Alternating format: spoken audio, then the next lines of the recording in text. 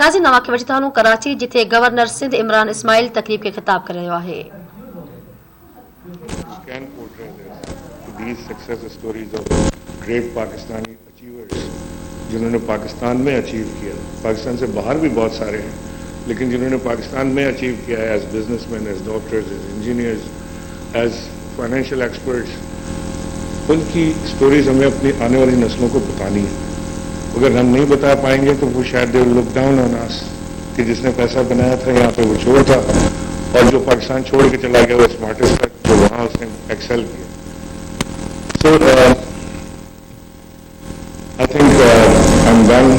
This is the message I wanted to give, and from these seminars, मुझे उम्मीद है कि हम वे फॉरवर्ड जरूर अपना तयन करके जाते होंगे कि हमें आगे किस तरह से हमें बढ़ना है, आगे हमें करना क्या है।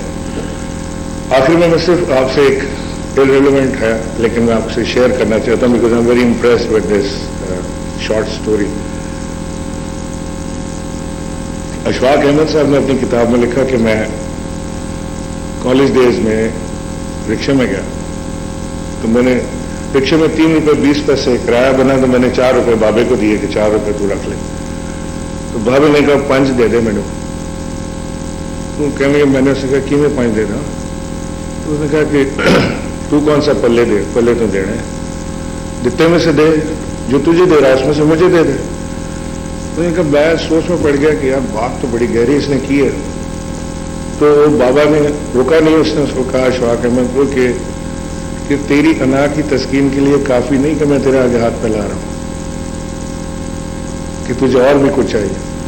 अब सोचे कितनी बड़ी बात उसने की कि मेरा हाथ तेरे आगे ऐसे है कि तेरी अना की तस्कीन के लिए काफी नहीं। और फिर वो camera was out of words. मेरी समझ नहीं आई थी कि ये एक रिक्शे वाला इतनी बड़ी बात मुझे कह रहा है।